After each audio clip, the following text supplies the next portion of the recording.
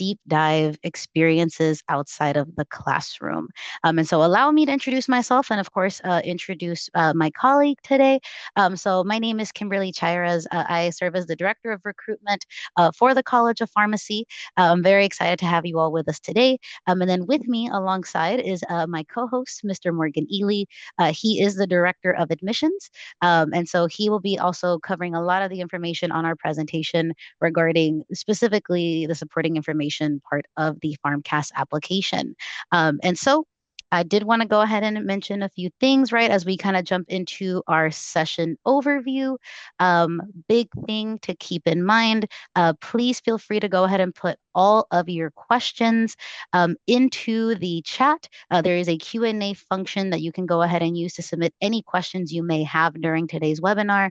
Please use it so that whenever we get to, of course, the end, we are able to go ahead and kind of address the questions you might have throughout the presentation. So I do encourage you to use it as much as possible as we move forward because we will have space for that towards the end when we finish the presentation. So let's go ahead and go over our session overview today.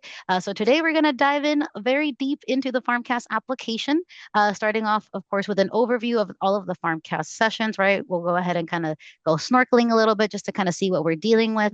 And then we're going to jump into, right, the actual spotlight being the supporting information section, where we'll dive in 100 meters into the evaluations, 150 meters into our experiences, and then, of course, as we keep going, 200 meters into your achievement section, then 250 to your essay and personal statement, and eventually your program materials. So it's going to be a lot of information that we're going to go ahead and cover. And then as we kind of round out the information, as we continue to get deeper, we're going to go ahead and give you some pointers to organize your supporting information, as well as any final tips and tricks. Now, please keep in mind that at some point throughout the presentation, you will go ahead and see some master diver tips. And those are really there for you to go ahead and kind of ensure that you're giving yourself the opportunity, the best way to put your best foot forward with regard to your applications. So keep an eye out on that. Those will be highlighted in yellow throughout the webinar. So certainly keep those in mind. But let's go ahead and go into the overview of the PharmCAS sessions. So for any of you who haven't jumped into PharmCAS, right, this is kind of what you'll be seeing during that session or during that section. And so it's going to give you a nice little summary of the different sections of the PharmCAS application, starting off with, of course, your personal information, with information such as the release statement, biographical info, contact info, and lots of information that seems to be, as I like to say, the more monotonous part of the application, right? All of your general information that you would share about yourself. Afterwards, of course, you'll jump into your academic history, where you'll input all of your colleges and universities attended, as well as, of course, your course history, any standardized examinations, and, of course, submitting your official transcripts. And then, of course, we'll also have our supporting information section, which is 100% the highlight for today. And so you definitely want to keep in mind that that's what we're going to be focusing on primarily for the bulk of our time, where you'll be turning in your evaluations, experiences, all that fun, juicy stuff that makes your application yours. And then, of course, your program materials, which can go over things like your resume, your CV, as well as any custom questions, as well as any institution and program specific items that need to be submitted for your application to certain programs. So certainly keep that in mind. So let's go ahead and kind of transition into our, of course, supporting information. So what are the key components of that supporting information, right? What is the spotlight? So today we're going to dive into the evaluations, namely, of course, our letters of recommendation, which UHCOP requires 3. We're going to go ahead and jump into, of course, your experiences and also give you even opportunities to showcase yourself, your qualifications beyond the realm of academics. So, right, that work experience, where are you volunteering? What does that volunteer experience look like? As well as, of course, your shadowing opportunities, any achievements you acquired throughout your time in college and completing your college coursework. And then, of course, that is inclusive of any award, certifications, scholarships, and the like. Your, of course, licenses and certifications, and then, of course, your personal essay. So we're going to talk about all of these elements to go ahead and highlight your experiences outside of the classroom. So I think now that we have a nice little overview of what we have available for today, I'm going to go ahead and pass it over to Mr. Morgan Ely to really talk about those letters of recommendation and kind of where we should be starting off with our evaluation. So, Mr. Ely, please All take it right. away. Thank you so much, Ms. Chira. So yes, we're 100 meters deep into our deep dive. So letters of recommendation. These are the three at the University of Houston. We're College of Pharmacy. We require three letters of reference from appropriate sources that are folks that are living here in the United States. So those appropriate sources are going to be any three of combination of these three. So a licensed practicing pharmacist here in the U.S. would be fantastic. Someone who is actually someone in the work in the working in the profession that you want to be in yourself one day. So that letter of reference is someone who can actually show demonstrate to you, say, you know what, this person is awesome. I would want them to be one of my peers one day. So representing my profession. So that's something. So that's one of the opportunities that your pharmacist letter of reference can provide for you. Also speaking, how strong a person you are as someone who's actually who could do well in this profession because they know what they're talking about. They're an actual pharmacist. So also looking at your college professor, someone speaking to your academic strengths. They're in the classroom, perhaps how strong you are in biology or chemistry, or another classroom setting that can speak to how strong you are as an academic student, and what you've done as a in the leading up to jumping into a professional program as far as being able to handle the rigor of that. Now, and then the third could be a supervisor, be it a work supervisor, someone that you've worked under during your college career. It could be a volunteer supervisor if you've been volunteering during your college career. That can also be someone can speak to those areas of strength for you, and it could also be your boss if you someone that you've been working in.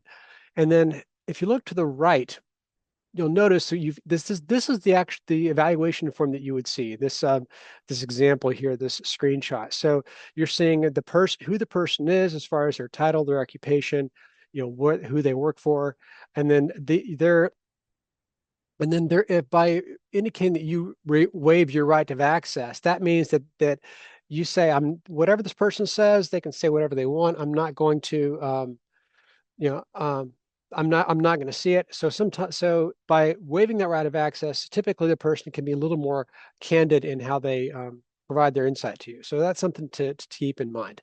But as far as like why so these folks definitely can be, they're going to be rating you on these different attributes that you see listed there. They'll give an overall recommendation, and then of course they can also um, submit an additional letter that they may have written on by themselves. But definitely some things to keep in mind is that you want to make sure that it's not, you may have heard it said, it's not what you know, it's who you know. But that's not the way you want you to look at that. It's not about who you know, but it's who knows you and how well they can speak about you. So definitely keep that in mind because it's how well can they speak to your academic gifts and strengths. So when it comes to college professors, for example, if you were not as strong with some of these hard science areas as far as like biology, chemistry, mathematics, even if the grades may not have shown that you got an A, but you really knew and were the content, and you really were a strong learner, and you grew during that time in the classroom. That college professor that taught you that class could speak to that. So keep that in mind. So we're going to talk about that a little bit more in a moment. Something else to keep in mind is that when it comes to these letters of reference, you want to make sure that you really keep in mind that there are four available slots that you can submit in PharmCAS for letters of reference, but we only need three. So the suggestion is to keep one open, one of those, just in case you have a need for a different person to provide that letter of reference, or maybe Dr. Smith is dragging her heels and getting the application, the reference letter submitted. You still have the opportunity to call on Dr. Sensgary to get that submitted for you. So keep that information in mind as we move through this. So something else is that check your gauges. You want to make sure that what you're looking in your deep dive, you want to make sure that these people are providing different insight that's going to be useful to the admissions committee. So something else is that look for these individuals that are going to provide maybe a different insight to you. In this example here, this is an actual applicant. They provided three letters of reference. All three are appropriate, but if the person worked in the pharmacy setting, all three of these pharmacists are going to have essentially the same experience with this applicant. So you want to keep in mind, like how folks that have seen you um, demonstrates different strengths in different different areas of your life, and definitely areas of that are going to be benefit benefit you as from the admissions committee standpoint. Is this person going to be a strong applicant to a program? Is this person going to thrive in this profession? So, something else when you're doing your ask for these individuals is make sure that remind them to define that nature of that relationship. From, like, if you say, Dr. Smith, as my, as my professor in chemistry, would you feel comfortable writing me a letter of reference to help me get into pharmacy school and speak to how well I did in your organic chemistry class, for example? So you want to be able to give them that information so that we know who the person is, and how well they know you and in what capacity. That's really important. Now, their time is valuable, so you want to make sure that you give this person, ask them if they would write the letter for you weeks before you need it. That way they can think about what they're going to write about you. They give them enough time to write a thorough and insightful letter on your behalf. And so definitely keep all these things in mind. Here's a master diver tip. So in scuba diving, a master diver is someone that has extensive knowledge and has extensive training in diving. And so here's that first tip. Your PharmCAS application can be submitted before all the letters of recommendation are uploaded into PharmCAS. So for the PharmCAS team, over there in Buffalo, New York, they've got to process all your courses. They've got to verify all this other content. So the letters of reference, you can go ahead and you can get that application submitted now, and then that way the PharmCAS team can do their own verification process. They can actually then provide it to the College of Pharmacy or the other schools you're applying to. We can get all our processing done, and so everything is ready to go. So as soon as that third letter of reference arrives, we can quickly move you through the process and get your application under review for committee. So you can submit that application even though all three are not there. So I would not. Then the key is you want to make sure that you have three folks that can vouch for you in these appropriate sources. But as I said, don't feel like you have to wait until that third letter of reference is showing up in the system, but to hit that submit button. If you've got, if you've spoken to Dr. Smith and Dr. Sinsgary and they said, yeah, I'm going to get it to you, I'll get it submitted next week, then you don't have to wait 1, 2 weeks. You can get that thing in submitted so we can handle things on our side administratively. So good stuff there. Now we're moving we're 150 meters deep. Let's talk a little bit more about your experiences here. So really important, you want to keep in mind that as someone who's moving through this process, when it comes to your experiences, you really want to make sure that you are really talking through um, some of the experiences that you've participated in, things that are going to matter to you, to the admissions committee. If you're a pharmacy technician, if you're getting, pharmacy related to work, that'd be great information for the committee to know about as far as how you've done some career exploration. If you've done some shadowing or research in the pharmacy settings, really important. Shadowing is not considered volunteering. If you're shadowing, you're watching someone else do their work. Internships would not be considered volunteering. That will be looked at as you are doing some career exploration. There may be some academic credit that's associated to it. There might be some of that might be involved with to earn a certification. So you want to make sure that the volunteer requirement is not is different than that. The voluntary requirement, it is first off, it does not. Some folks think that it has to be healthcare related. It does not have to be related. To healthcare specifically. For College of Pharmacy, we require a minimum of 25 hours of volunteer community service that you would have completed during your college career. So this is meaning, so you wouldn't get paid for it. You would not get any academic credit for it. And you also want to make sure that this volunteer service is listed separately. We'll talk about that a little bit more as we get deeper into this. But Something else to keep in mind is with your leadership roles, you want to make sure that you're well, I'm kind of give you want to make sure that if you have been involved in different student organizations, different extracurricular activities, if you've been working and you've been promoted within your work settings, that's really helpful information to know about. If you have some project management skills as far as transferable skills that would make you a good pharmacist. In here, you look at this example here, somebody from the Houston state, they volunteered. They were very clear in their role, said, I volunteered. These are specific hours, these are specific days, and they lined out exactly what they did. So, how many hours, what I did. And then specifically, this is what I in the singular did, not the organization as volunteers did this. No, this is what me, um, you know, applicant, David, what I specifically did. Very key. Be very specific. Focus on the impact on how it benefited others. Talk more, as we, keep that information in mind. With volunteering, you want to think about, what have you done to lift somebody up, to serve the less the less fortunate?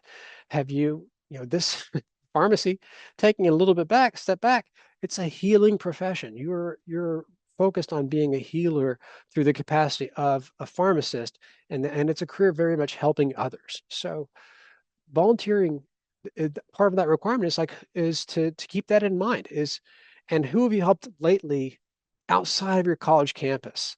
Volunteering means helping, lifting up humanity at large, not helping your peers. I mean, if you're a tutor on campus and you volunteer to tutor your classmates, that would necessarily be considered volunteering and benefiting humanity at large. You're still on the campus, but really helping others.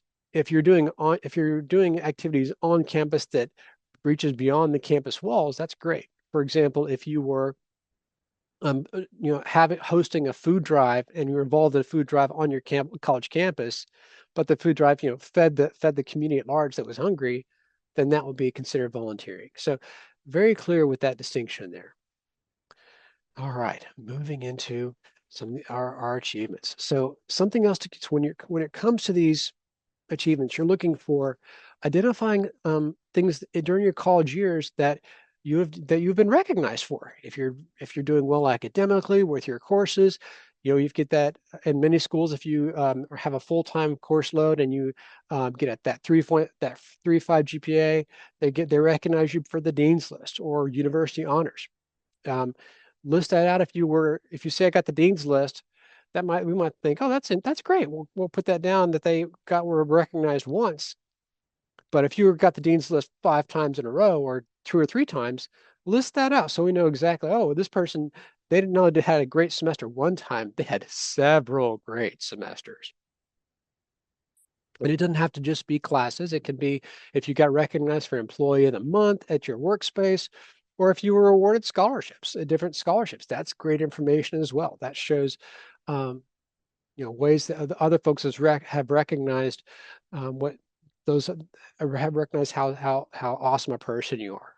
Same thing with publications. If these are publications that they could be scientific publications or scientific posters.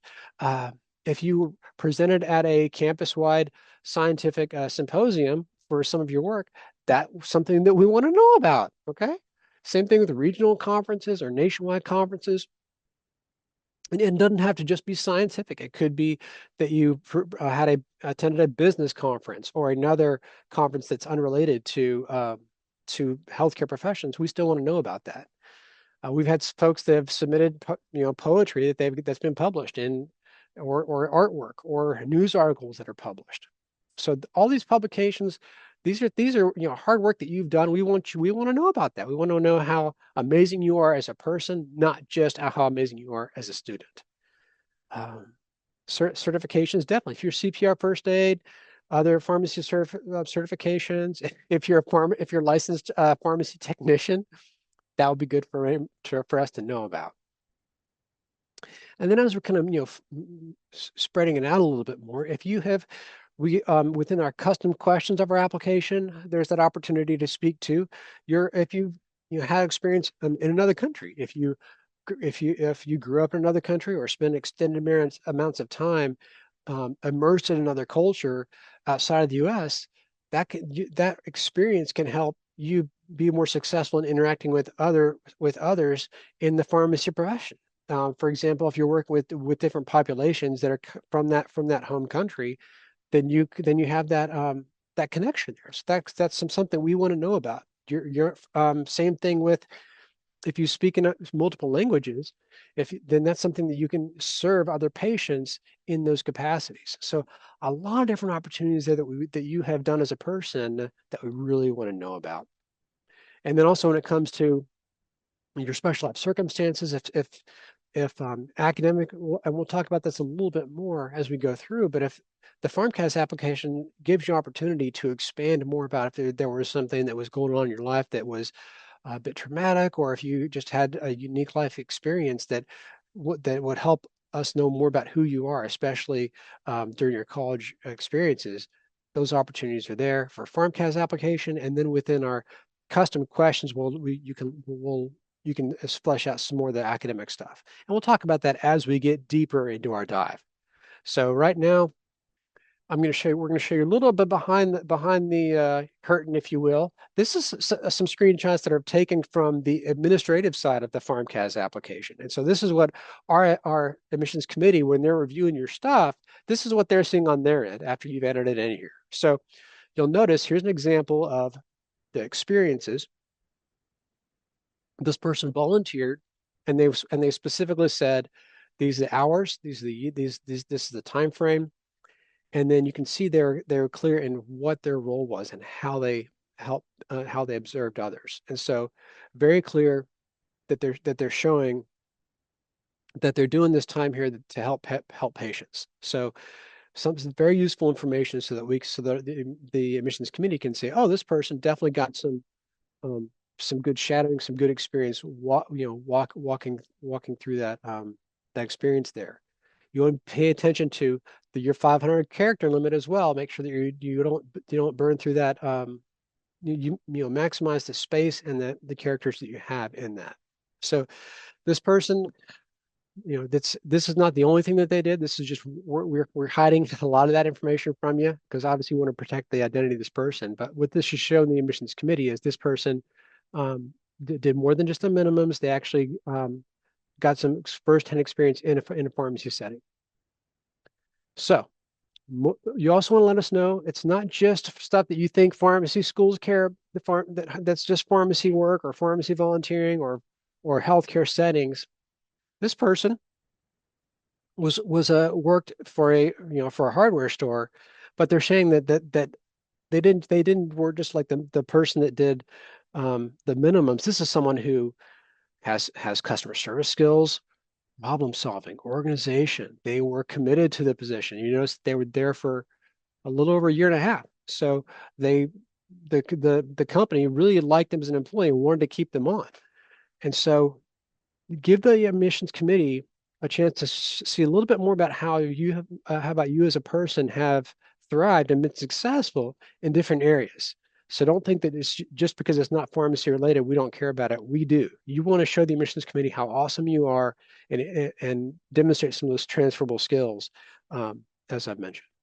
So very, very key. Same thing with here. You'll see this person here, they were telling a little more about their extracurriculars. They're part of an organization that did some specific volunteering activities to benefit the community. And so they're providing this information to our committee. Again, very specific information about what they did, how they volunteered, some of their activities. And I know I've said volunteer several times already. We want to know more than just the volunteerism. But when you do capture that volunteerism, oh, look, there's a master dive tip. You want to make sure that your volunteer service is a specific, separate activity. That way we can keep track. It's easy for the community to see, okay, they need 25 hours minimum. Oh, here's 12 right here. And then as they're going through this. So this person here that was part of the food bank, they actually are part of a different organization. And it was on the campus, and the campus had an opportunity to say, "Hey, we're gonna do a volunteer at the food bank on these 2 days," And so what happened is this person, it wasn't the student organization, it was actually this food bank was the role. The hours was there. And this is specifically what I did in this role. Very, very helpful to the community to see that you have been helping and caring for other people and benefiting humanity in that way, in that respect. Okay. You want to give the admissions committee every opportunity to say yes to you. This particular applicant, you'll notice that they didn't tell the committee anything about any employment that they did, any work that they did while they were in college. They didn't let them know about any achievements. They had no extracurricular activities. You want to get you want to give a blank to the admissions committee is they just don't have anything to go on. So you want to really give the admissions committee every opportunity to say yes by sharing that information with them. Very, very important. It's going to be helpful for the committee so they can have this information to make a to know who you are as a person. If there's no information on there, the admissions committee is going to ask themselves the question, well, this person was in class 12 hours a day or 12 hours a week. I've got like about 112 waking hours every week. What were they doing with their time? What have they done to prepare themselves for pharmacy school? How have they been growing as a person in their academic and their college career so that they can be well prepared for pharmacy school beyond just grades? So we wanted to hone in on that. But at this time, I'm going to shift over to pass it back to Ms. Chires to really break through more about that personal essay statement that you'll get to write within the PharmCAS application. Yes, thank you, Mr. Ely. And so I think so far, right, to kind of recap everything we've gone through, we've seen a lot of different things with regard to our achievements, experiences, as well as kind of good examples and not so good examples of what we see whenever you end up submitting your application. So definitely give us as much detail as possible, as you saw in the prior examples, so that we know exactly what we can look at to go ahead and see what kind of student and individual you are when you are applying to our program. But this continues being summarized, of course, in the 250 meters deep, right, into the essay and the personal statement. So first off, right, for all of the pharmacy programs, for the most part, some sort of essay or personal statement will be required as part of course, your supporting information. So whenever you're doing that, make sure you're answering the questions, right? A lot of our programs may have similar or slightly varying questions that we want to get to know from you. So make sure you answer the question. But specifically, right, we want you to address why you've selected pharmacy as a career and how it relates to your immediate and long-term professional goals, right? Um, Keep in mind also, right, we don't need you to necessarily personalize the essay to specific programs. I believe PharmCast lets you know, hey, don't personalize because it's being seen by multiple programs. But you also want to give yourself the opportunity to really give an insider opportunity for the admissions committee, right, for us on this side to really get to know you beyond just what you've already listed out, right? Also, another big piece of advice, make sure you're using a text only processor. So know that there is a character limit in PharmCast. And so when you use things like Notepad, it kind of goes ahead and counts out those specific characters without you having to worry about, what is my character count, without you having to Google a character counter on Google or something like that. Right. So just use Notepad. It'll take out all of the other things that may not need to be in there. So it'll make it really nice, easy for you to go ahead and summarize. But really, when it comes to the essay and personal statement, we want you to be reflective, right? All of you, as you are applying, have gone through different periods in life, different hurdles, trials, and tribulations. And so the only way for us to really get to know that is if you outright tell us. Don't leave anything to assumptions. We want to make sure you give us the opportunity, not just to see how you've grown as a result of your time, right, in undergrad doing your prerequisite courses, but we also want to see your passion, right? Because passion looks very different for students. And so when you're writing that essay, make sure your passion for pharmacy, your passion and desire to help others really resonates in that personal statement. Oftentimes, I feel like I get questions from students that say, what should I put in there? What should I put in there? Um, Really, the answer comes down to what do you think best reflects you as an individual? Right? Like you're the one going through this essay portion, you're the one going through this pharmacy application. Make sure that your story is listed there and answering the prompts big thing. But then also a major tip, all of you should be on college or university campuses. And if not, you will be. Make sure you take advantage of the resources you have available, right? That's your faculty members that are English professors, right? Your writing center at your school. Whenever you're writing your personal statements, don't let your eyes be the only eyes that look at that essay or that personal statement. Give yourself the opportunity to have had someone else maybe review it, right? Who can put some eyes on it, maybe adjust it a little bit, tweak it a little bit, so you can submit the best essay forward when it comes time for you to go ahead and actually submit the overall PharmCAS application. So those are definitely really big things to keep in mind with the essay. But now I'm going to go ahead and bring it back to Mr. Ely to kind of talk about a couple of the custom questions when it comes to the program materials. But I did want to emphasize that these program materials are a bunch of additional items that help inform us about your desire to be here at UHCOP. So as we move into the program materials, right, this is encompassing not just the UHCOP custom questions, but also documents such as your resume, your CV, any publications, right? And also make sure as you're potentially moving into uploading all of these items that the format doesn't get messed up when you go ahead and submit those. So just certainly keep in mind, right, that you'll go ahead and upload any additional documentation that you feel best informs the admissions committee about your application within this section. So that's just a little bit about, of course, the documents. But as we kind of move into the custom questions, Mhm. Mr. Ely, can we go ahead and talk a little bit about what those custom questions might look like? Absolutely, absolutely. So you see in this image here, this lovely picture of our graduating class. You see, so the documents is one of those tabs there. That was where you, as Ms. Chavez mentioned, to upload that resume. This is also where you can upload those publications. If you had that research paper that you was published, you can upload that here. But then also you see in that on the next to it, it says questions. And this is specific to the University of Houston College of Pharmacy. All pharmacy schools have the opportunity to add their own specific questions.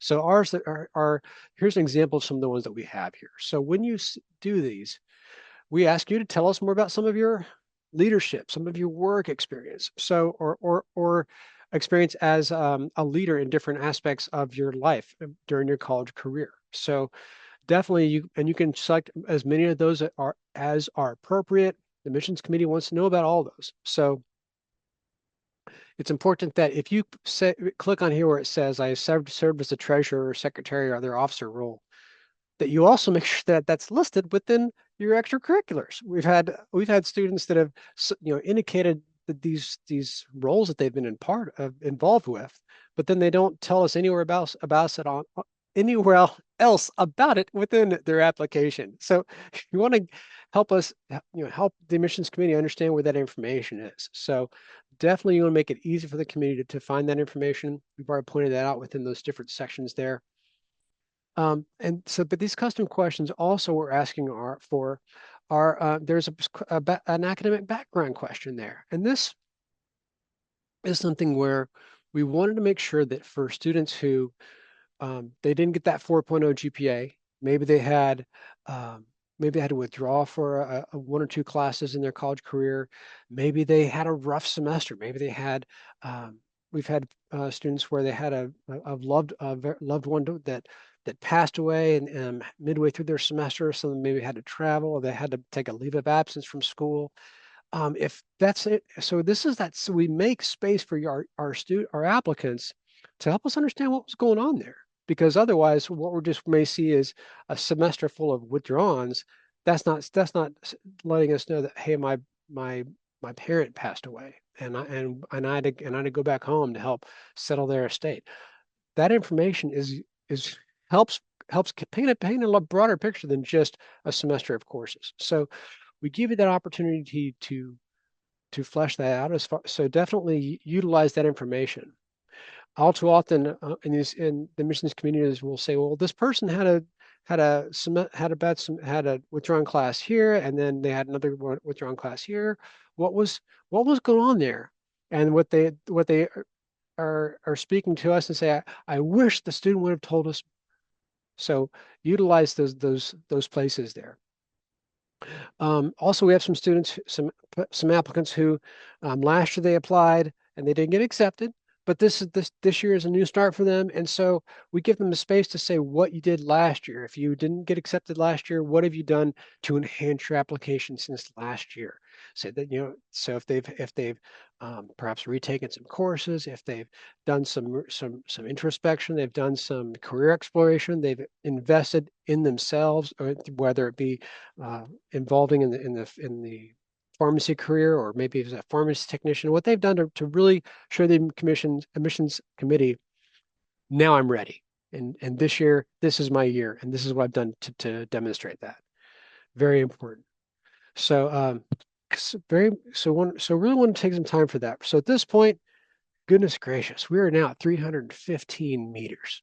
We're starting to get really deep.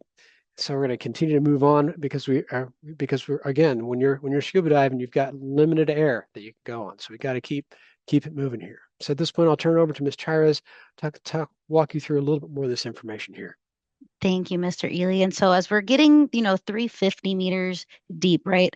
I know this part of the application can be a little daunting because you don't know what information you should be sharing. And I'm hoping that today you've been able to kind of see what information we want to see in these sections. But let's focus on kind of organizing that supporting information, right? Where should you be starting? Well, first off, right, step one is start early. We want to make sure that you are getting all of your information together as soon as possible. And that doesn't mean getting all of it done in one moment. That means, keeping track of all the things that you are doing with regard to reaching out for references, right, for your letters of recommendation, right? Start really developing those relationships. And that doesn't mean just going to class, right? That means talking to your professors after lecture, right? Going to office hours. So start early, developing those relationships so that you can go ahead and ask them to submit letters of recommendation for your pharmacy application. But number two, stay organized. So I know sometimes life throws lots of curveballs at us, but use a spreadsheet or some sort of document to track not just your experiences, but also your skills, your achievements. If you're anything like me, occasionally you walk into one door and you forget what you're about to go find, right? Staying organized and actually listing these out is a good way to go ahead and have a really good log of what you've done since you started your college coursework all the way through the time that you start that application process. So definitely a good habit to go ahead and get used to is using a spreadsheet or some sort of document to track that information. And then also number three, prioritize, right? Focus on the most impactful and relevant experiences that highlight your qualifications, but that doesn't mean omit anything that you've been involved in, right? So while you want to prioritize, we also want you to list everything that you have done outside of the classroom because that further informs us what you've done with that time and where you've spent that time as you've seen fit, how you've helped the community, how you helped overall groups of people outside of your college campus. Um, right? Nothing is too small to omit from your application.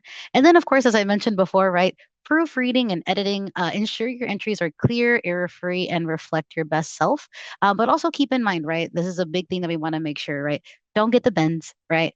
Don't try to complete this application in one single session in one afternoon. It's going to take multiple sessions, and that is okay, right? Because at the end of the day, we want you to submit the best application that highlights you in the best light possible so that our admissions committee can go ahead and give you the best review possible and see if we are, in fact, a really good fit for you as a program.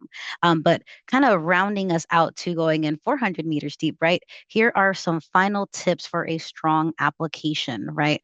First off, be honest, right? Don't exaggerate or potentially fabricate any information because, as an admissions committee and as admissions officers, we can certainly tell if any applicants are demonstrating some sort of insincerity. But then, of course, be concise. Keep your descriptions focused, clear, and free of any unnecessary details. As we mentioned before during your experiences, right? Whether volunteer work or working, right? What are you doing, right? The focus is you because you are the individual applying to pharmacy school. So make sure you are concise in the information you're providing us and it relates to how you were involved in that organization or excuse me, in that organization or that volunteer opportunity. Um, Ask for feedback, right? Before submitting that application, have someone look it over to make sure everything looks good to go. But then also stay professional, right? We want you to be or to maintain a formal professional tone throughout your application process because this is a professional program you're coming into. So stay professional as you move throughout. And of course, stay updated. So we do a pretty good job of reaching out to all of you to make sure that we have all of the information we need from you. Or if we need a little bit more clarity, right? We'll reach out and let you know, hey, here's what's going on. But definitely regularly check for updates or any changes to the application process and deadline. So big tip there. And then, of course, your master diver tip.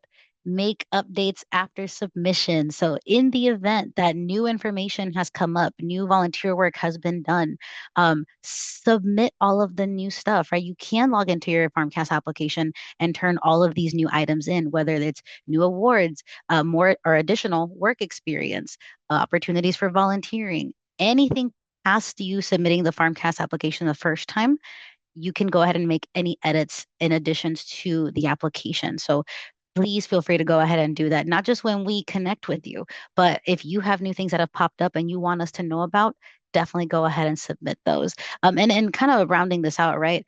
Don't run out of air, right? It is a lot to get through, but we are here to help. Um, we want you to know, right? Yes, interview slots can fill up quickly, so we encourage you to apply way before the application deadline, as deadlines do change from time to time, but it's going to be okay. We are here to be supportive, and we only can help if you let us know how we can go ahead and help you. All All right. right.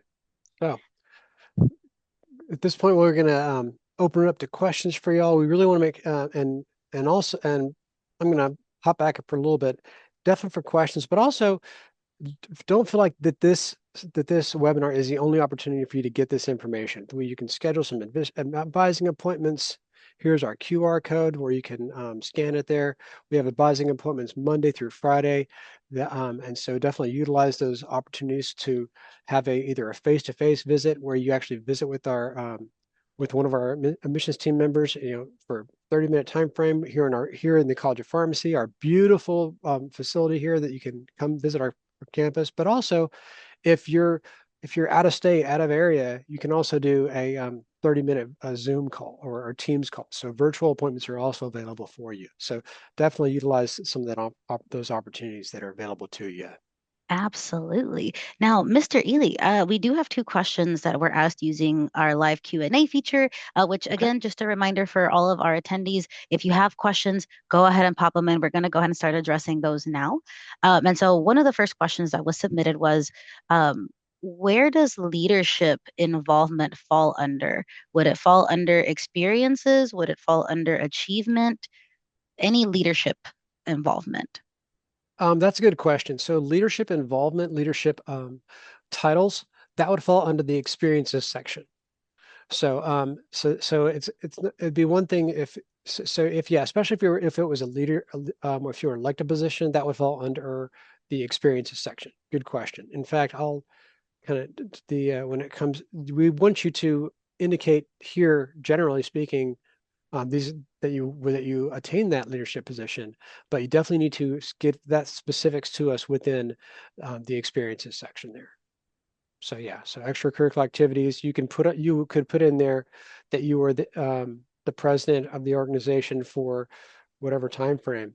But definitely, and you may even need to indicate the organization multiple times to capture a lot of the information that you want to demonstrate to our committee your involvement and accept and in there.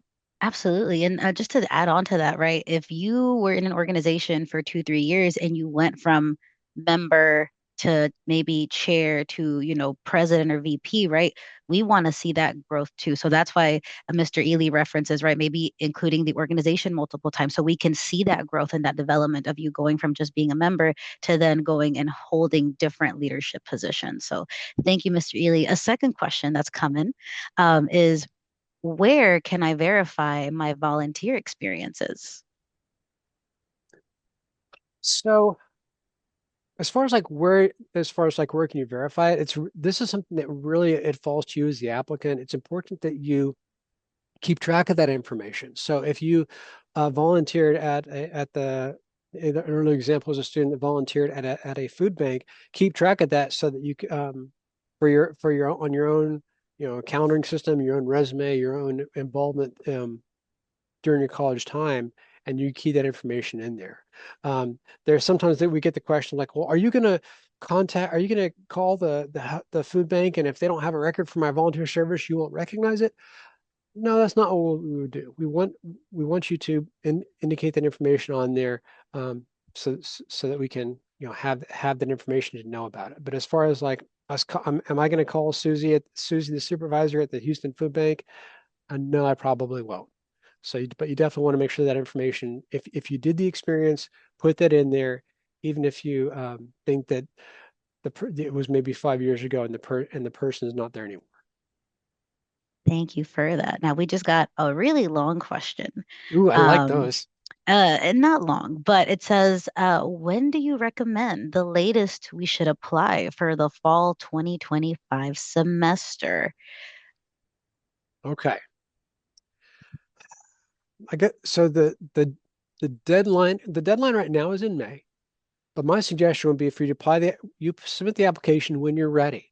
If you feel that you don't have enough of the coursework in place, or you don't feel that you're still on the fence on that, the last day, as I said, the deadlines come up in May. But right now, this time, if you're ready, hit that submit button, hit that submit button, and get your application information into us. We've had interview days already thus far. We've have some couple interview days coming up.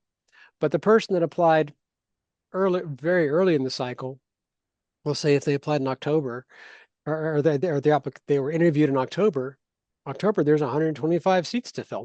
We're trying to fill all the seats, but if someone interviews maybe in later in the spring, they're trying to compete for a lot less seats because the people that interviewed earlier got some of those seats earlier. So there is a scarcity issue that's going to come into play the later in the admissions cycle you apply. Thank you for that. So essentially, right, yes, we would encourage you to do it sooner rather than later, definitely before the deadline. But making sure that, again, as we mentioned throughout the presentation, that you feel you're putting your best foot forward with regard to the application when you feel ready to go ahead and submit that. So good information to definitely have. I don't see any more questions popping up at the moment. Please feel free to go ahead and put those in there if you do have any pressing questions you'd like to ask. But if there are no questions, Mr. Ely, I feel like if there are no questions, we're going to go ahead and kind of wrap up this portion of it. So I do want to, or we would like to, excuse me, thank you for joining us today. As we mentioned before, right, we are here to support you as best as we can. So if you have questions and you want to speak a little bit more one-on-one, definitely schedule an advising appointment with us so we can discuss additional items individually with you. But then also, right, reach out to us, pharmdinfo@uh.edu, or our number is listed there if you want to give us a call. We are happy and ready to go ahead and help in whatever way, shape, and form that we can.